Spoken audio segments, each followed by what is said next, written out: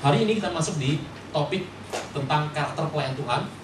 Ada 8 yang dikenal dengan nama Beauty Attitudes. Beatitudes, itu adalah khotbah Yesus di bukit. Minggu depan, kalau dalam lecture, kita akan belajar mengenai pengenalan PL, perjanjian lama. Urut-urutan yang akan ada di flyer tidak akan sama urutannya. Karena saya sudah timbang-timbang, saya sudah lihat baik-baik. Ini kalau urutannya begini, bisa-bisa Bapak Ibu tengah jalan puyeng. Jadi akan diselang-seling antara yang teologi dan non-teologi. Nah, saudara Tuhan, apa beda KOM 200 sama KOM 100? Saya harus cerita dulu sebentar sebelum kita mulai. Jadi begini, KOM 100 adalah bicara mengenai doktrin. Oh, doktrin. Jadi, keselamatan cuma ada dalam satu nama. Nggak ada dua nama. Namanya cuma satu, Yesus Kristus. Amin. Yeshua HaMashiach. Cuma dia satu. 2. Baptis, air, selam. Roh Kudus ada. Tuhan datang. Semuanya jelas. Itu doktrin dasar. Tidak ada dua cerita. Jadi yang namanya, Pak, boleh nggak Pak? Kalau baptis itu dikepur sama beras. Ini mau nikah, mau baptis gitu. Nggak ada dua cerita. Satu, doktrina. Itu saya harapkan, kita semua harapkan Bapak Ibu sudah mengerti. Minimal sudah dapat gambarannya. KOM 200 berbeda. KOM 200 adalah pemantapan doktrin lebih tinggi lagi, yaitu mengenal Alkitab lebih dalam. Jadi, nah, setelah itu akan dibagi menjadi 4.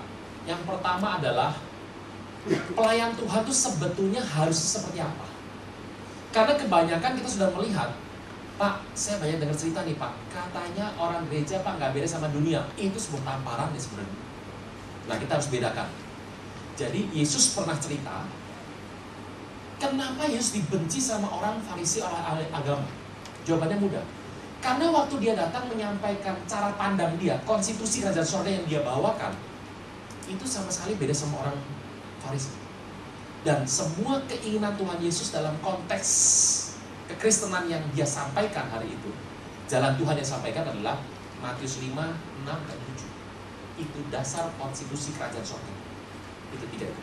5, 6, dan 7. Nah, yang kedua nanti kita bahas mengenai Alkitab.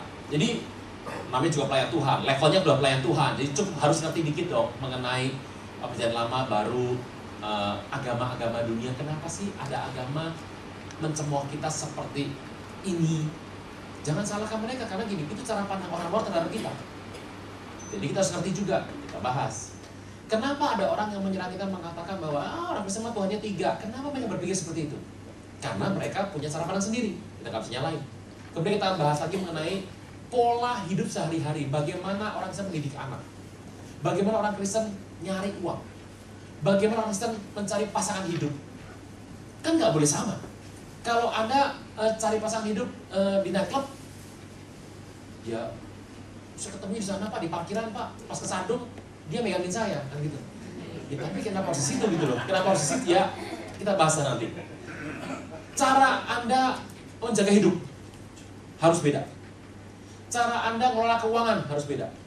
Cara Anda mengelola keluarga, didik anak harus beda. Cara Anda untuk membina persahabatan harus beda. Nah, itu nanti akan dibahas bagian kecil saja karena begitu luas dalam buku ini. Ingat kembali pesan saya, buku ini bukan yang paling benar. Ini yang kita percaya sebagai penuntun kita di kelas ini saja. Kalau nggak ada acuan juga susah kan? Oke. Jadi yang paling benar apa? Oleh karena itu nanti dalam pelajaran-pelajaran seperti ini, Anda sudah punya dasar Alkitab.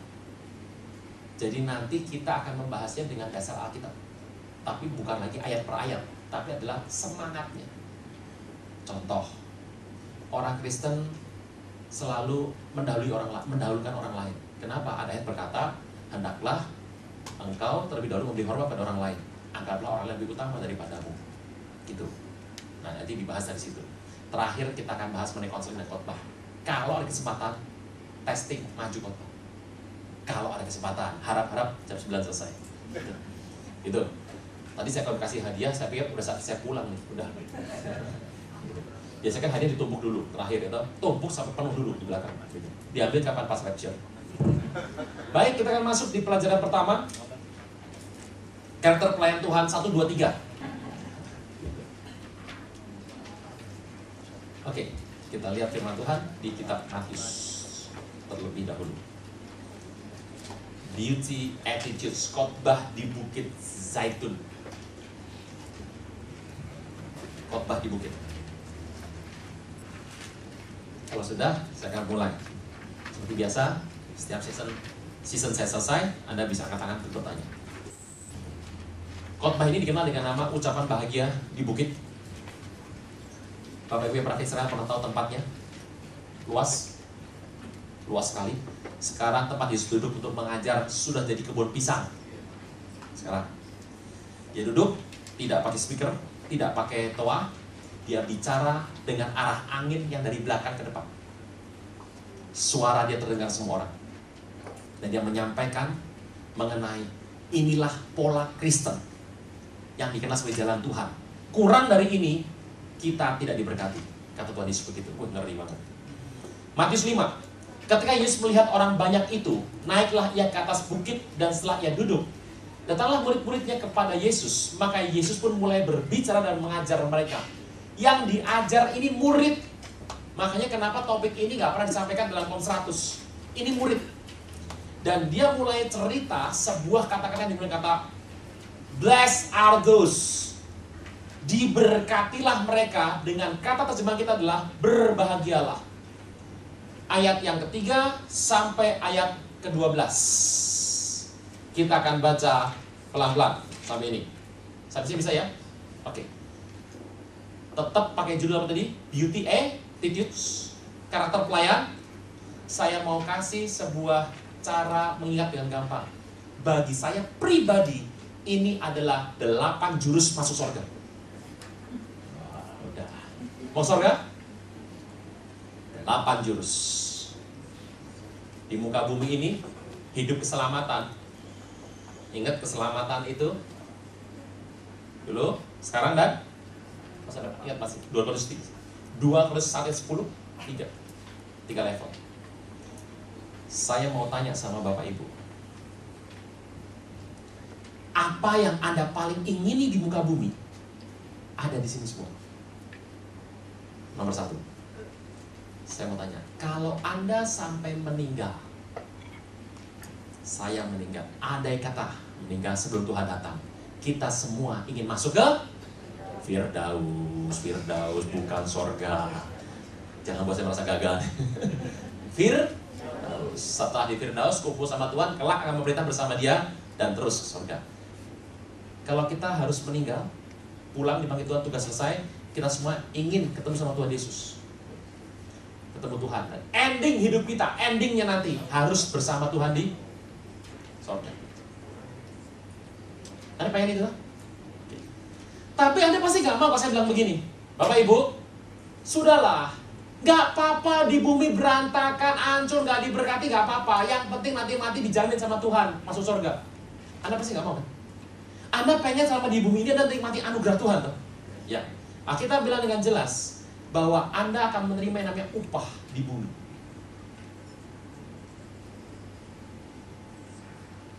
Langsung terima. Tapi Anda dijamin nanti akan minta sama Tuhan, memerintah bersama dengan Dia. Selama di bumi Anda melakukan apa, langsung terima upah. Anda mau upahnya ditunda pakai piutang atau mau sekarang? Sekarang. Tapi kalau hidup gak pernah menang sama setan, rugi tuh. Anda pengen tuh berkuasa. Alkitab berkata, kekristenan Raja Sorga bicara mengenai kuasa, damai sejahtera dan suka, menang atas kejahatan, alias menang atas kuasa gelap. Oke. 3 ini Anda paling suka tuh? Ada permintaan lain selain ini? Di bumi Anda menang atas segala serangan kuasa kegelapan, Anda terima upah langsung dan dijamin nanti akan perintah sama Tuhan. Ada yang lain? Ide lain? Kalau nggak ada, ini permintaan lengkap nih. Sudah? Lengkap. Semua ada di sini. Kita urutkan pertama. Ayat 3. Berbahagialah orang yang miskin di hadapan Allah, karena merekalah yang mempunyai sorga. Mazmur 107 ayat 41. Mazmur 107 ayat 41. 2, 3. Tetapi orang miskin apa? Terhadap, dan dibuatnya kaum-kaum mereka seperti kawanan domba yang, jadi yang dibentengi sama Tuhan kaum yang mana? Bapak Ibu, ini ada next level shifting perubahan paradigma. Saya harus sampaikan ini sekarang. Tolong perhatikan yang kecil. Kita rada gawat di hari-hari ini karena kita sudah mengalami problem dengan bigness syndrome, sindrom kebesaran. Wah, yang besar, yang muatak, yang gede, yang banyak. Hati-hati. Alkitab selalu mengajar kita perhatikan yang kecil. Saya mau tanya, di Alkitab semua yang naik daun, anak sulung apa bungsu? Bungsu. Ya kan? Bener kan? Di Alkitab semua yang naik anak bungsu toh? Oke. Yusuf anak pertama? Bukan toh? Yakub apa Esau? Yakub. Si sulung pasti bungsu yang menang. Si bungsu yang menang. Oke. Cuma satu sulung yang menang. Siapa itu? Tuhan Yesus. Itu aja. Ingat baik-baik, hati-hati. 2. Berikan pada hari ini bihun bakso kami yang hati-hati. Elia ketemu Tuhan. Angin badai datang, api datang, gempa bumi datang. Alkitab berkata, Tuhan tidak ada di sana. Tuhan ada di mana? Angin sepoi. Hati-hati, saya harus bilang ini. Kita bahas nanti pelan-pelan. Apakah kita miskin? Yang pertama, Alkitab bilang, kalau kita miskin di depan Allah, kita mempunyai kerajaan sorga. Saya mau tanya, kalau Anda yang punya kerajaan sorga, maka Anda boleh ke sana nggak?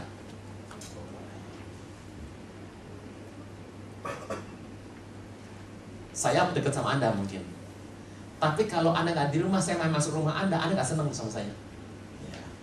Jadi yang pertama adalah di hadapan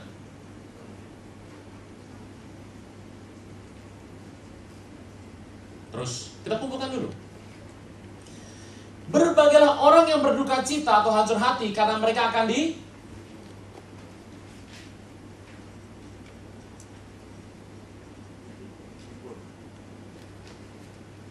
Mau dihibur? Oh, jangan ajojing. Sepanjang malam terus, pesta. Kalian akan dihibur. Duka cita. Makanya Tuhan bilang gini, mending ke pesta pernikahan atau pemakaman? Nah, itu udah tahu. Oke, berikutnya. Berbagilah orang yang lemah lembut karena akan memiliki bumi. Orang lemah lembut akan memiliki bumi. Anda mau memiliki apa di bumi? Semua kan? Harus apa? Langsung kembali tuh upah. Terus buka hati. Ini kaum 200 bukan 100 lagi. Ada begitu banyak tembakan-tembakan yang akan dilontarkan dari mimbar. Berbagilah orang yang lapar dan haus akan kebenaran karena mereka akan haus kebenaran karena akan puas. Terus kita kelompokin dulu.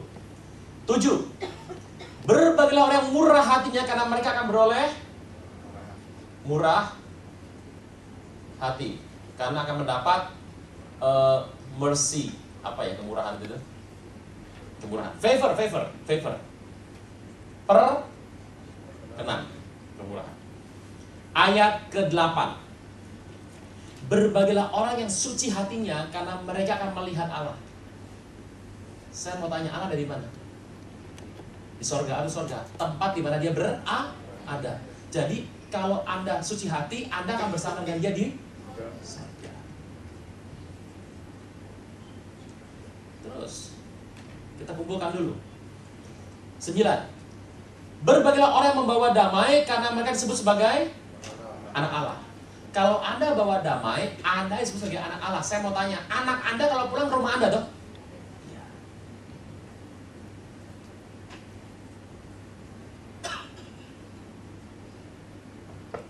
Berikutnya 10.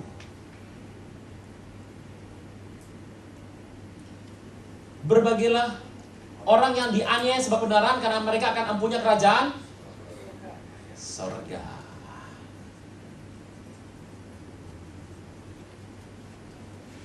Nah, berbahagia kamu, ayat 11. Berbahagia kamu jika karena kamu dicela, karena aku kamu dicela, dianiaya kepadamu, difitnahkan sekalian jahat. Bersukacita dan bergembiralah, karena upahmu besar di sorga, sebab demikian juga kamu dianiaya oleh nabi-nabi yang sebelum kamu. Bentar, yang salah satu nih. Ini. Siapa penguasa bumi? Siapa penguasa bumi? Iblis.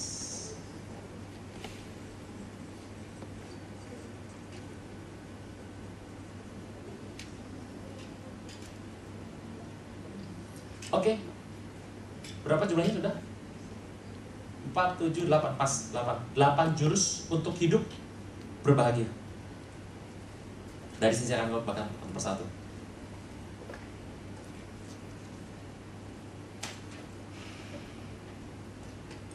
Sudah? Saya ulang pelan-pelan, Bapak Ibu perhatikan ini baik-baik. Manusia itu selalu ingin hidup baik. Kita tahu tidak ada yang baik kalau di luar Tuhan Yesus. Alkitab bilang, Tuhan sampaikan, diberkatilah engkau, berbahagialah engkau apabila engkau melakukan 8 ini. Kalau 8 ini Anda buat semua, engkau akan terima 3 berkat jaminan, dan jaminan. Kita mau bahas. Ini penting Bapak Ibu. Jadi gini, kalau Anda ingin nanti kelak memerintah sama Tuhan di sorga, Tuhan bilang, caranya ini. Pak, sering nyembah Pak, sehari nyembah 4 jam. Bukan, ini. Pak, apa iya Pak? Orang kalau dia dianiaya karena kebenaran itu dia akan tinggal bersama Tuhan. Yes. Kalau saya nggak menanya, kenapa Pak? Ya karena engkau mirip sama dunia. Ini ya. Anda akan tinggal bersama Tuhan di surga nanti? Ini caranya. Gak ada cara lain. Apa gini Pak? Saya sering ke gereja, datang paling pagi, pulang paling malam, sound system AC angkat Pak. Gak jamin. Kalau Anda mau ketemu Tuhan di surga, ini caranya. Tuhan yang ngomong. Kalau Anda ingin bahagia di muka bumi, ini caranya. Apa sih orang cari selain yang namanya hiburan, kepuasan, dan belas kasihan? Anda mau terima itu semua? Saya pengen Pak supaya saya tuh disayang sama orang, orang tuh senang sama saya. Oh gampang. Cara terbaik adalah murah hati. Gak ada cara lain. Pak pakai make up yang tebel, gak ada hubungannya. Murah. Kalau sudah begini enak. Karena kalau hanya orang cantik yang bisa mendapat favor, remuk kita.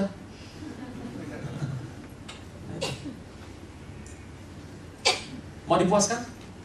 Anda harus lapar dan haus akan kebenaran. Jadi kalau Anda ngelihat kebenaran, Anda lapar sama hidup benar, pengen benar, Anda pasti puas hidupnya. Lihat orang dugem. Ini pulang 2 hari lagi masuk lagi nggak? Aduh, kenapa? Nggak pernah puas.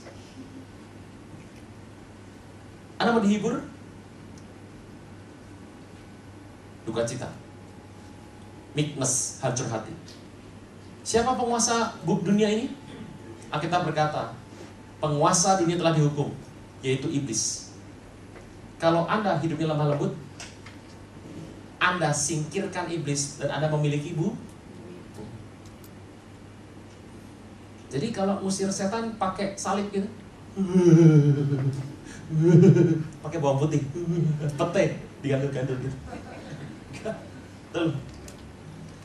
Dari sini kita baru tahu ternyata karakter hidup itu membuat engkau terpelihara loh. Ternyata pola gaya hidup seorang manusia itu membuat dia diperisai oleh Tuhan. Tidak ada karunia di sini perasaan. Kemampuan Anda nyanyi, kemampuan mencipta lagu, kemampuan berkhotbah, kemampuan tumpang tangan, kekuatan badan naik turun angkat barang ternyata tidak mengubah apa-apa selain sebuah upah dalam pelayanan. Ini kebahagiaan. Kalau sudah begini, general semuanya sama. Sampai sini oke? Kita akan bahas satu persatu. Ada yang bertanya dulu? Jadi untuk Anda mendapatkan 3 ini, Tuhan bilang ini caranya. Selebihnya adalah booster, tambahan, penguat. Yang inti ini. Kita bahas satu persatu. Oke. Kita akan lihat yang pertama adalah miskin di hadapan Allah. Saudara Tuhan, kata miskin di hadapan Allah itu bukan miskin duit. Have nothing of all. Saya mau tanya, baju Anda milik siapa? Milik Tuhan, Anda pinjam pakai. Kalau Tuhan mau ambil sekarang, lemes Anda. Untuk Tuhan baik.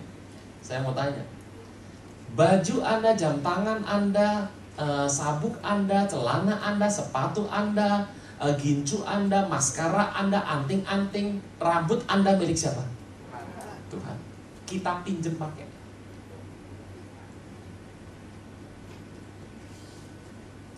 Bapak Ibu, ini gak gampang. Tapi kita harus belajar. Have nothing of all, merasa tidak memiliki apa-apa depan Tuhan, itu artinya Anda tidak pernah mempertahankan sesuatu di hadapan Tuhan. Ini harus sama-sama selangkah bersama-sama belajarnya ini. Karena kalau separuh belajar, separuh nggak mau, yang nggak mau akan menyakiti yang belajar. Harus sama-sama cara. Miskin di hadapan Allah artinya adalah kita merasa tidak punya apa-apa.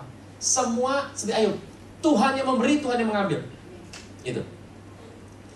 Nah, hati-hati.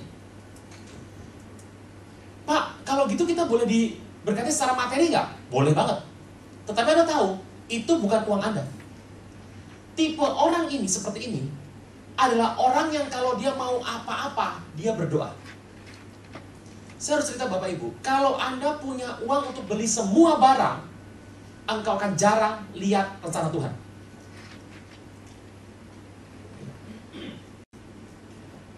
Mungkin Tuhan mau ajar soal yang namanya murah hati, kepekaan tentang situasi, belajar untuk hati-hati dan perencanaan. Tapi kalau hilang dompet sudah 8 kali, itu namanya ujian gak menang-menang. Anda ribut sama orang oke. Manusia gesek pasti kena ribut. Tapi kalau ributnya soal itu lagi, hati-hati. Berapa kali Pak yang diizinkan? Masing-masing antar. Jadi, tahu dari mana saya menang apa tidak? Kita gak pernah tahu. Orang kalau naik kelas yang tahu orang lain. Bapak bisa tangkap ya? Ingat buah roh ada 9. Sukacita, kasih, damai sejahtera yang tahu cuma Tuhan toh. Kebaikan, kemurahan, apa? Bukan. Lemah lembut, penguasaan diri, kesetiaan yang tahu kita. Kebaikan, kesabaran. Nah, itu yang tahu orang lain. Jadi, kalau misalnya, kan pasti proses tahu toh? Pasti proses tahu nggak? Pasti tahu. Menang nggak menang, Anda nggak pernah tahu. Tapi kalau sampai terulang lagi, itu artinya belum sempurna yang kemarin. Saya kalau kesel sama orang ini, saya akan belajar melepaskan berkat ampun ini. Nanti biasanya orang itu akan ribut sama orang lain. Tapi kalau Anda ribut sama dia lagi, L4, lu lagi, nah ini. Itu Tuhan, sama. Kita nggak pernah tahu. Oke? Daud jatuh sama Bathsheba, terulang nggak? Saul terulang nggak? Ulang. Terlalu ulang. Hati-hati. Jadi itu. 2, suci hati. Saya mau bahas. Halaman 19, 210, 23. 210, 2.3.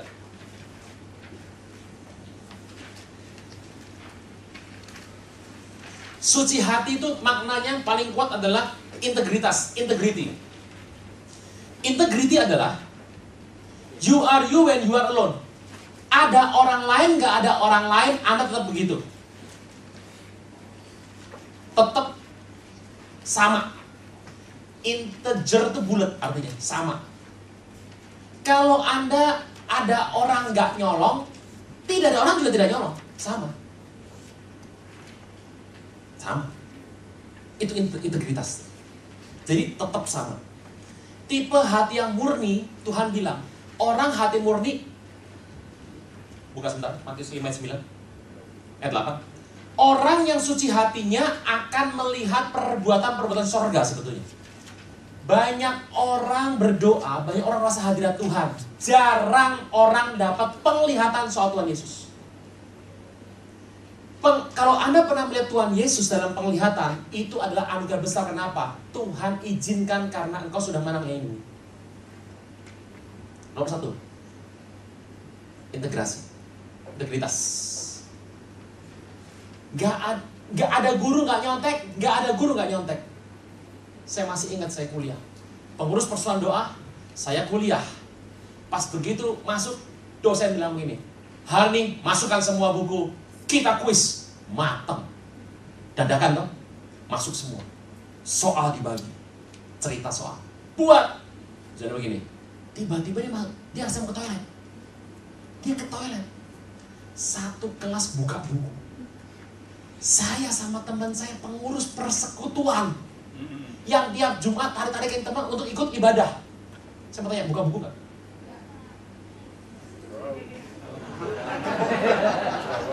Berat itu. Berat. Dan saya tahu nilai yang bagus akan rusak hanya gara-gara satu ini. Dan teman saya yang satu bilang gini, yang Kristen juga, dia mah sengaja lagi keluar dari kelas, sengaja lagi. Kan dia juga dadakan, dia tahu kita gak persiapan. Itu mah agak-agak dia dong, kita ini gak apa-apa kok. Asal nanti ujian jangan begini. Saya kagak buka, udah gitu aja. Nilai paling jelek kami berdua. Beda 1 poin. 41 sama 40. Saya 41. Kenapa begini? Karena saya pernah diajar Tuhan SMP. SMP saya ujian nasional. Teman saya yang nomor 2 dari paling buntut bilang gini sama saya, berani taruhan gak? Kalau kamu menang, kamu tanya aku 1 kali. Aku kalah, tak traktir 5 kali. Apa? Besar-besaran nilai IPA. Dalam hati, ya dia buntut dari belakang. Saya bilang, oke, belum bertobat saya. Oke. Ujian, saya baru tahu soalnya bocor 2 hari sebelumnya. Saya nggak tahu, saya iyain loh ujian. Saya 87, dia 67. Berarti bodohnya banget tuh. Dari situ saya langsung ucap syukur kepada Tuhan dan berjanji, bersumpah, belum bertobat tuh, bersumpah tidak mau nyontek seumur hidup. Sampai malam ini. Nangkap ya, Bapak Ibu? Anda pendiam benar-benar. Padahal makanannya sama loh. Berikutnya, tulus. Orang yang sejati bilang, tulus apa gini ya? Pokoknya gini, nggak punya niatnya tuh baik dari awal. Anda mungkin salah langkah loh. Anda maunya baik, orang salah tangkap, kemudian berantem. Oke, yang penting niat pertama. Niatnya sangat penting itu niat. Saudara Tuhan, suci hati, Anda akan dijanji oleh Tuhan akan melihat perbuatan Tuhan. Suci, niatnya tuh benar dari awal. Niatnya benar. Memang niat awal itu menentukan. Anda tahu yang namanya pidana di pengadilan. Itu semua dasarnya hukuman berat gak berat tergantung dari apa? Niat awal. Makanya membunuh spontan, jangan membunuh ya. Sama direncanakan, berat direncanakan. Kenapa? Niat. Alkitab bilang dengan luar biasa. Ya, kita lihat firman Tuhan. Itu ayatnya banyak di samping-samping tuh. Anda nanti lihat sendiri ayatnya. Tulus. Dalam setiap keadaan, sungguh-sungguh memastikan bahwa kita sedang menghendaki kebaikan sepenuhnya bagi orang lain. Kadang-kadang kita nih punya sedikit penyakit, ya nggak sampai parah-parah banget sih, bengek-bengek dikit aja, demam-demam yang namanya SMS. Senang melihat orang susah, susah melihat orang senang. Kita selalu ingin orang yang melepaskan diri dari kita akan mengalami bencana. Kita paling senang kalau mantan pacar kita, waduh, putus, dizolimi orang lain kan, kita pasti bilang ini, nah, lu baru tahu kan, tabur tuai. Kita pasti bilang, saya pernah konseling sama seorang perempuan. Saya bilang sama dia, kamu gak suka kan cerita, mendengar mantan pacarnya telepon dia, dan cerita betapa bahagia dia sekarang. Kerjanya bagus, istri yang ambil S2. Wah, teman saya kesel telepon saya, Pak saya sebel. Saya tembak langsung, pacarmu lebih sukses ini. Iya Pak, kita tuh gak rela lihat orang sukses gitu.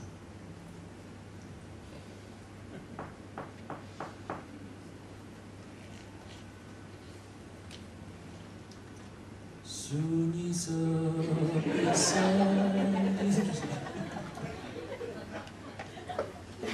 angkat tangan kita ke kanan, atas. Tuhan, aku melepaskan berkat untuk setiap orang. Mereka lebih utama dari aku. Dalam nama Yesus. Amin. Waktu Anda mengangkat orang lain, Anda terangkat bersama dia. Anda tekan orang lain, Anda jatuh sama dia. Nah, itu gak gampang loh. Udah melihat orang yang dulu pernah menzolimi saya, wah sekarang remuk hidupnya dalam hati begini. Belum tahu pengurapan itu berbahaya. Gak usah kutip-kutip lah, gak usah kutip-kutip. Pengurapan memang kalau ditabrak berbahaya, tapi saya beritahu, kita yang penting ini lah. Suci hati. Sip. Lanjut. Terus. Next, halaman 21. Bawa damai.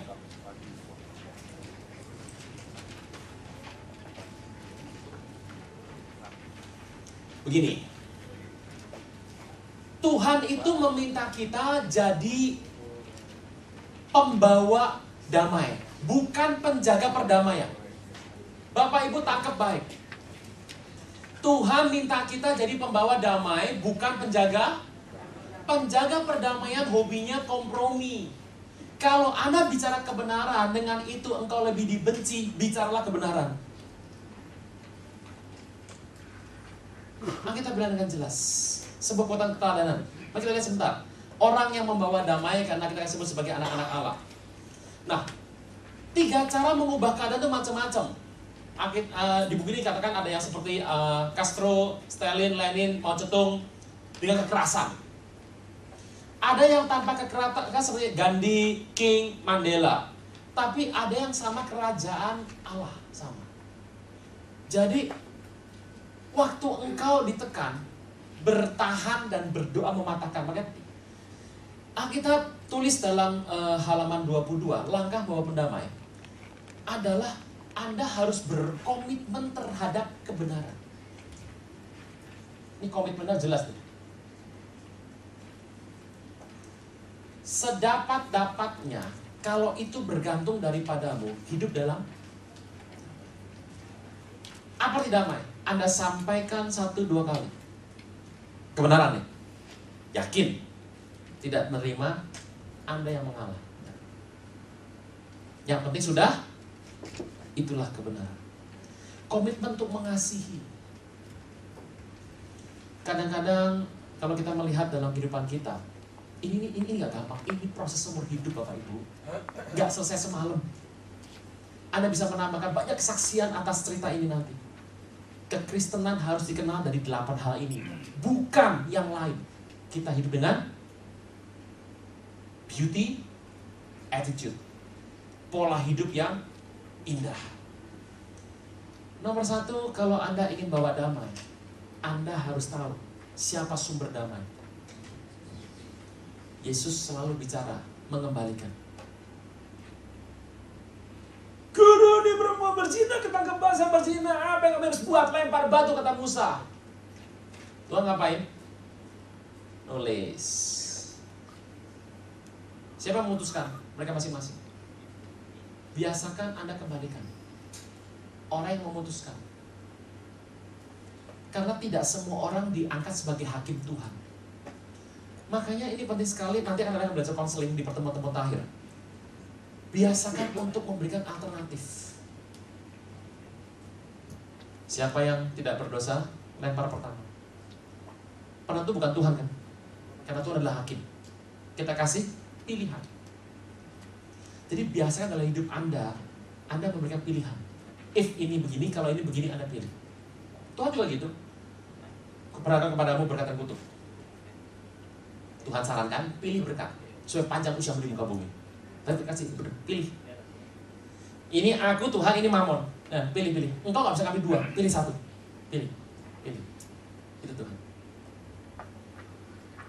Orang yang mau damai dalam kehidupannya adalah orang yang berkomitmen akan sebuah kebenaran dan kasih. Nah, ini penting. Oke, apalagi sana? Nah, ini yang paling gak enak. Dianiaya karena apa? Jangan karena nyolong ayam loh.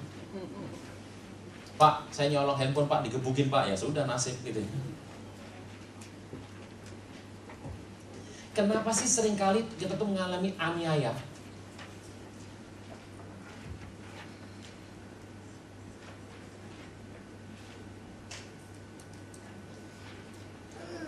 Saya harus cerita ini kalau Gembala Dunia sudah ngalami, ya kita akan ngalami nanti. Gini loh. Jangan kelihatan terlalu perkasa. Pengkhotbah katakan, jangan terlalu berhikmat, nanti engkau malah mati, kan gitu. Anda talangin semuanya, paling sakti. Saya Tuhan, izinkan kalau aniaya datang, Anda cek baik-baik. Tuhan izinkan atau bukan? Paulus, sakti mandraguna, siapa yang pernah pakai sapu tangan dipakai Paulus, orang sakit sembuh, orang mati bangkit. Saya mau tanya, isi sapu tangan Paulus isinya apa? Semua cairan Paulus dari yang paling bersih sampai paling gak jelas ada di situ semua. Sakti mandraguna, ngusir utusan iblis dulu dalam daging, sanggup gak dia? Kadang-kadang memang kalau Anda merasa ada satu yang Anda gak mampu, saya nggak bilang Anda terus jatuh dalam kelemahan ya, tidak, tapi gini, belajar untuk menerima itu. Sudah, terima aja. Jangan berusaha mengubah.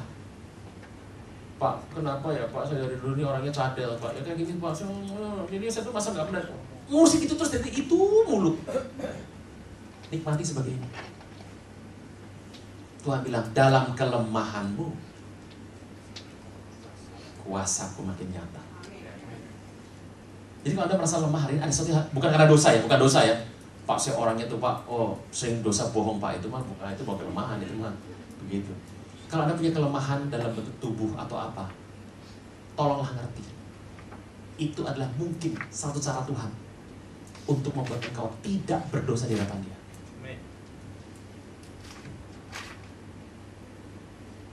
Bisa ini? Anda bisa baca di sana. Kenapa sih kita aniaya ngalami? Iman timbul karena? Kedua, iman timbul karena berbicara dalam bahasa li, bangun iman. Tiga, iman timbul karena ani. Ya. Repot nih kalau milih yang terakhir. Kalau ada orang hantem Anda, salah satu cara yang dipakai hamba Tuhan, salah satu loh ya, bahwa apa yang yang kita jalani ini benar apa tidak adalah aniaya. Bapak Ibu, saya ini maju mundur loh. Waktu saya Tuhan minta saya bicara akhir zaman. Kenapa? Topik gak populer. Mengundang Prabhu. Saya pengen tahu, waktu saya pertama kali cerita, besoknya bombardir banyak toh. Anda harus tahu, itu Tuhan. Celakalah kamu kalau kamu disanjung-sanjung, karena salah demikian juga nabi-nabi palsu diperlakukan seperti itu.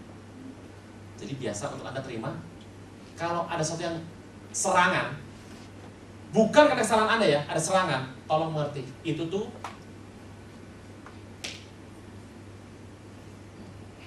kata bersama saya, misi di hadapan Allah. Suci hati, bawa damai, rela dianiaya karena kebenaran. Kapanpun Anda pulang, Anda ketemu Tuhan. Jaminan. Sip, mantep. Upah di bumi. Kita lihat kata duka cita. Kenapa seringkali kita mengalami kekecewaan? Kenapa kita mengalami sebuah hal yang gak enak? Kenapa ada kegagalan? Nomor satu, adalah untuk belajar yang namanya kepekaan. Emang Tuhan lepaskan Anda dari para pencopet? Sekali dua kali yes. Pernah Anda diizinkan mengalami? Why? Supaya kita belajar apa? Kepekaan. Anda belajar duka cita. Nah, duka cita itu apa sih? Bukannya berkata bahwa ada duka cita karena Anda kehilangan teman baik, keluarga, anjing kesayangan. Wah, anjing kalau meninggal patah hati loh beneran.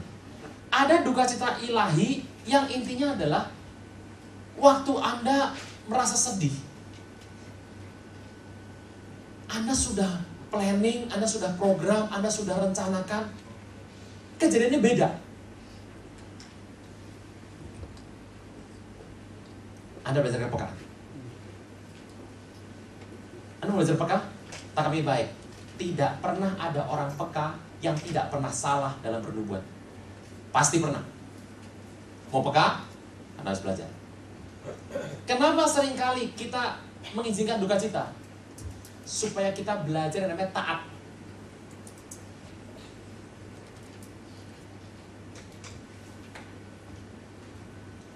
Dan satu hal yang paling dalam, kalau Anda belajar duka cita, Anda belajar kedalaman bersama dengan Tuhan. Oh, Tuhan tuh gini toh. Oh, gitu toh. Duka cita. Jadi biasakan dalam hidup ini berbagai orang yang berduka cita karena dia akan dihibur. Belajar untuk menerima segala sesuatu. Misalnya begini. Satu hari Anda mendengar kabar ada sebuah rumah Tuhan yang mengalami aniaya, tangkap ya, di sebuah tempat. Nomor 1, jangan Anda langsung punya hati mau bela.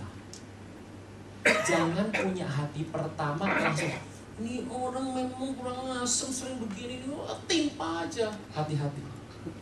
Nomor 1, kalau Anda melihat sebuah rumah Tuhan yang mengalami aniaya, yang pertama Anda harus mengalami sebuah duka cita karena tubuh Kristiannya. Kalau yang pertama kali muncul adalah kegeraman Anda, kesel sama yang aniaya, Anda salah langkah loh. Tangkap ya? Ulang. Kalau Anda mendengar sebuah rumah Tuhan di tempat lain di sebelah sana mengalami aniaya, sikap hati paling benar adalah Anda merasa sepenanggungan, Anda berdoa untuk menguatkan orang-orang itu. Kalau ditanya, semua orang doanya pasti begitu. Tapi yang mau dicek sekarang bukan doanya, reaksi pertama. Reaksi kita pertama begini, emang tuh nggak tahu tuh kelakuan begitu masih aja. Pemerintah gimana sih? Salah.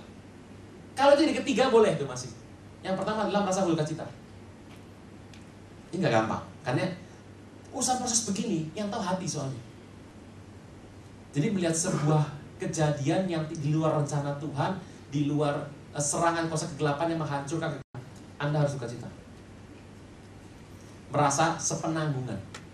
Yang pertama keluar harusnya itu. Kalau dilakukan itu, kita bilang akan dihibur. Itu duka cita. Belajar koreksi. Sesuai Tuhan, Anda harus biarkan satu ketika ada kejadian atau orang yang mengkoreksi Anda. Anda harus belajar itu. Satu kejadian, situasi, atau orang, Anda harus punya orang ini. Anda harus punya. Orang yang tidak pernah punya ini, pendamping seperti ini, biasanya yang datang adalah kejadian yang ada dalam hidupmu yang akan mengkoreksi ini. Lebih gak enak. Izinkan ada orang dekat Anda yang mampu ini sama Anda. Kalau enggak, nanti Anda ngalami ini melalui kejadian. Mending mana? Mending koreksi manusia. So, jangan Anda jauhi orang yang sering koreksi Anda. Gitu aja. Nangkap ya? Ya. Pak, dari mana Gimana saya tahu orang itu dekat sama saya? Gampang. Anda tahu kok orang mana yang kalau ngomong sama Anda, ada gini, cekit, cekit. Kayak saya hari ini gitu loh.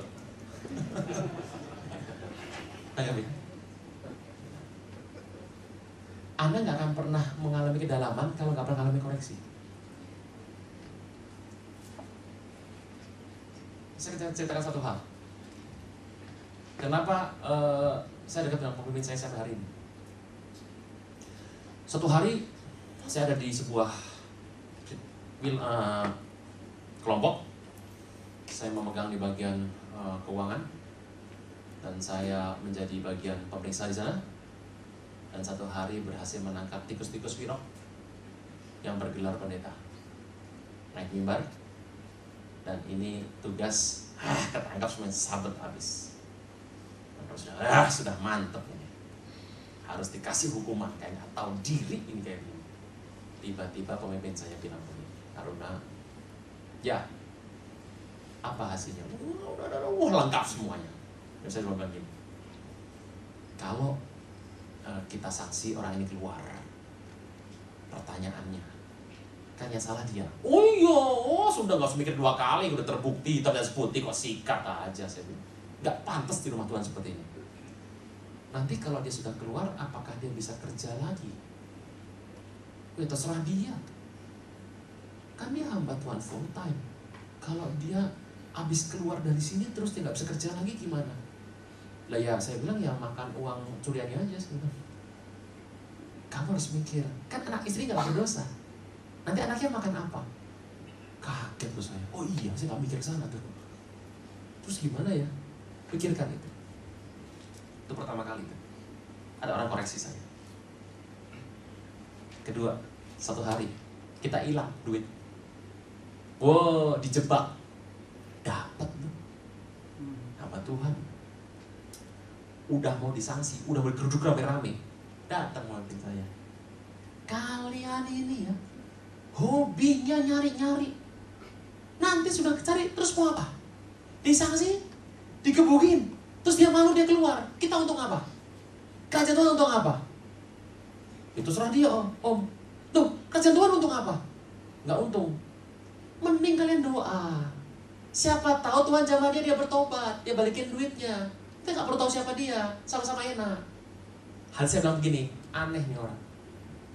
Tapi sekarang saya tahu. Banyak orang bertindak seperti anak-anak guru Yohanes sama Yakobus. Satu hari Yesus datang ke sebuah tempat, diusir toh. Yohanes bilang begini, Guru, maukah engkau beri aku kekuatan? Untuk apa? Aku panggil api dari langit, lempar, boom gitu. Itu Harry Potter tuh. Ini nih, Anda punya teman orang yang mengkoreksi Anda? Bersuka cita. Kalau nggak ada, kejadian yang akan mengkoreksi Anda.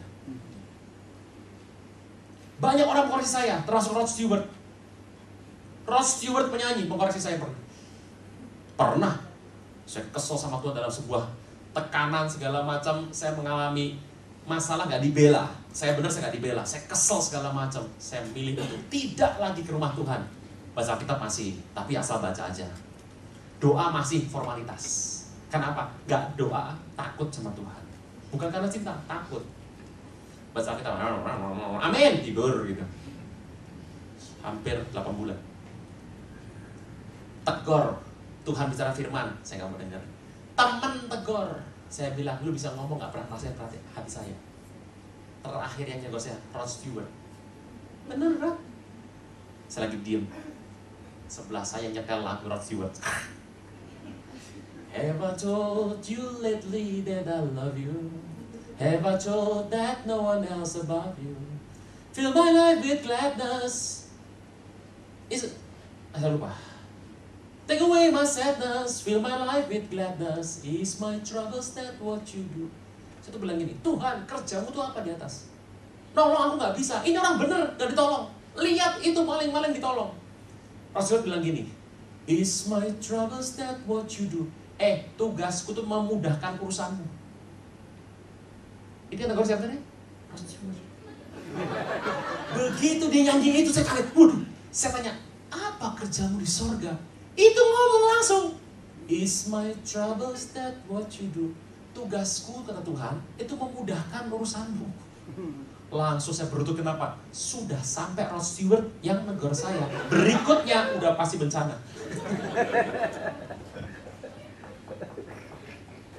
Sampai sini oke? Langsung terus.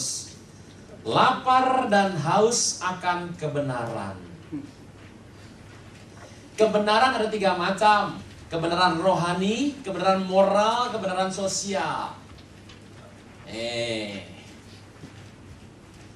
Anda harus bisa mengejar 3-tiganya. Rohani, moral, sosial.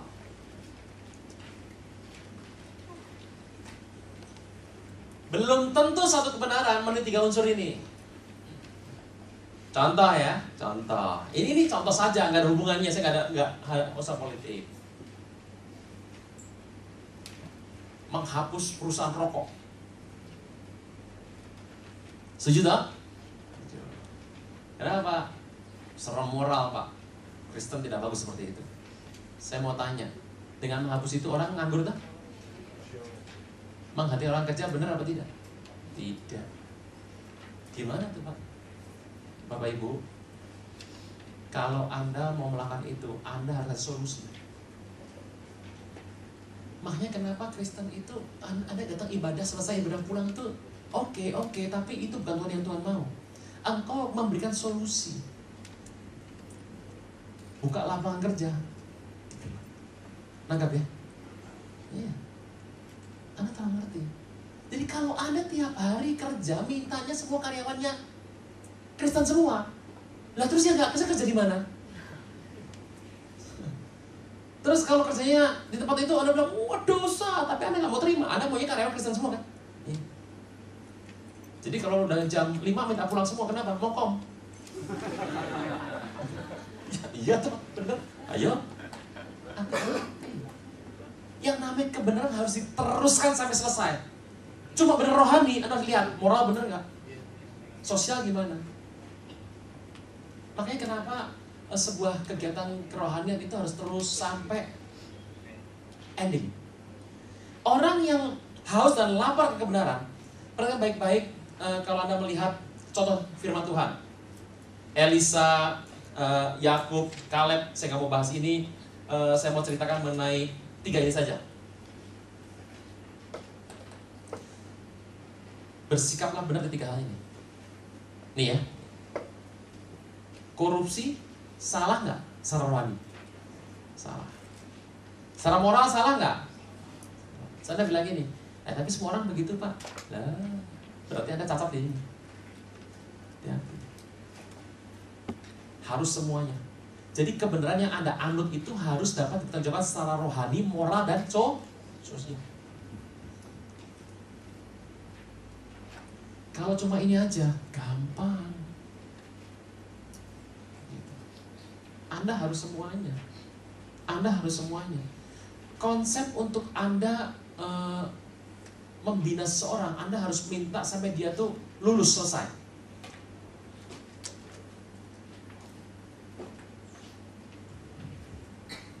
Perhatikan prinsip orang yang kerja di rumah kami. Saya bilang sama istri saya, orang yang kerja di rumah kita harus menimpa peningkatan hidup. Harus. Karena kalau dia tidak terima peningkatan hidup, kita bersalah di sini. Apa yang terjadi? 1, dia harus punya kehidupan lebih yang cukup dari orang-orang yang menderita. Ya toh? Ya toh. Nah kalau orang yang tinggal sama aja yang menderita, gimana Anda memberi kasih? Kedua, sayang, saya bilang, kalau kamu ada sesuatu yang sudah dipakai, jangan tunggu sampai hancur. Tepat sebelum mau hancur, ya tahu. Jadi jangan tunggu sampai remuk, redam. Ini lungsuran saya kasih ya, stres tau orangnya. Gitu. Baju bolong 3 dikasih. Gitu. Kamu bagi, kasih. Supaya apa? Dia menikmati berkat yang sama. Secara kebenaran ini, kita nggak bersalah. Gitu. Maka ya. Berkasih Tuhan. Ini hidup begini, ini Kristen, gak gampang. Hidup bersih rohani nggak? Rohani, Tuhan. Masih ingat cerita saya Tuhan bersih ya? Oke. Secara moral oke? Secara sosial oke. Apa yang orang dunia terima, belum tentu ini terima. Kita, anak Tuhan, tiga-tiganya harus masuk. Makanya seringkali orang gereja iya, nyembah iya, persepuluhan ikut rohani. Nyembah sudah segala macam, pajak tilep. Jawab saya, jenis kebenaran jenis apa yang kita mau pakai? Ini gereja jarang ngomong. Karena kalau gereja ngomong, sepi gitu gerejanya. Tapi mumpung saya pendeta lain, bukan dari gereja ini, ngomong aja, habis ngomong pulang. Ketemu minggu depan. Murah hati. Terus pelan-pelan. Mercy. Anda tahulah.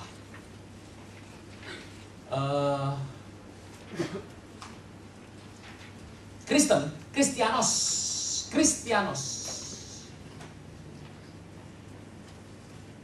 Itu adalah sebutan dari orang fasik kepada orang pengikut Yesus. Jadi kata Kristen itu bukan sebutan orang Kristen, itu cemoohan. Sebuah nama, sebuah predikat yang diberikan oleh orang fasik kepada pengikut Yesus. Kristianos pada zaman itu dua ciri. Satu, suka memberi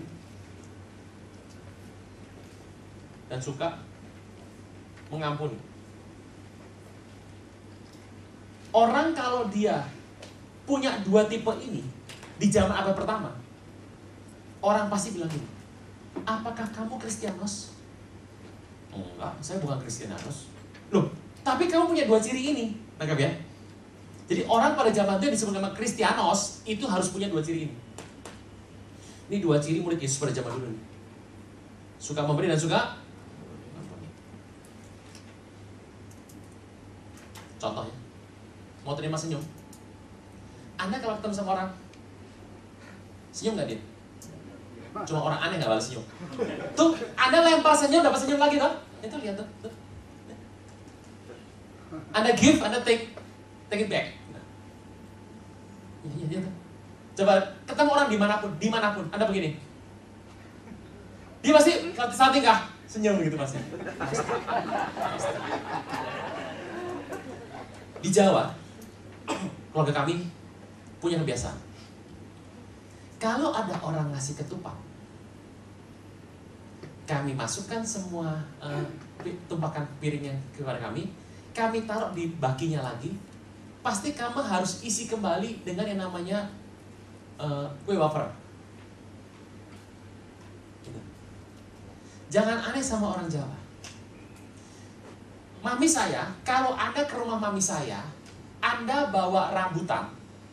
Rambutan itu diterima mami saya, dia buka, dia sajikan sama Anda lagi. Jakarta enggak? Jawa begitu. Aneh, setelah nih, Mam. Oh dikasih ya udah, dikasih sajikan lagi. Aneh. Saya pernah ke rumah teman, bawa ayam goreng 5 potong. Sampai sana, ini buat makan anak-anak. Oh iya Pak, ya, ayo kita makan. Dia buka di meja, suruh makan itu lagi. Saya bilang, ngapain gue kasih ya? Tapi itulah cara pandang Jawa. Saya nggak tahu ada begitu apa nggak di Jawanya. Kalau begitu Jawa murah hati, kalau nggak begitu kata jawabannya. Mercy. Orang yang murah hatinya. Saya kasih Tuhan, murah hati yang tahu siapa? Dan ini loh, Anda tidak perlu cerita, kecuali ada kesaksian seperti ini. Anda tidak perlu cerita soal murah hati. Orang lain akan tahu sendiri. Ini bicara murah hati. Suka mengampuni, suka memberi. Apa yang ada Kristianos? Dua itu harus ada. Harus ada. Harus ada. Semua orang, ada orang yang memang lahir sudah murah hati. Ada yang lahir kikir-cekir, pedit melilit. Ada. Tapi setiap orang harus belajar jadi murah hati. Kenapa sih kita gak murah hati? Mentalnya miskin.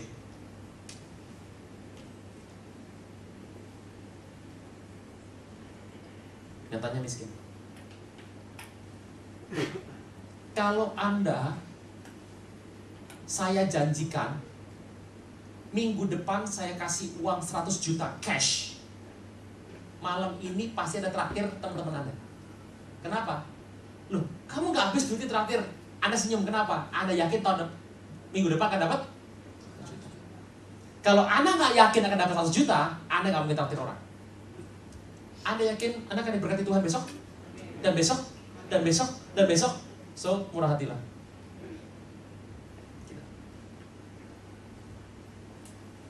Gitu. Sip? Yang terakhir. Nah ini yang saya mau cerita. Bukan lemah gemulai ya. Satu, lemah lembut. Mau kalahkan iblis? Mau kalahkan iblis? Menguasai dunia? Lemah lembut. Nomor 1. Sopan santun tata krama itu lemah lembut.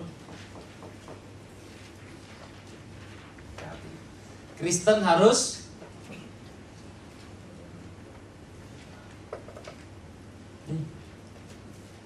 wah, saya ngelihat orang salah yang kalau marah dapat orang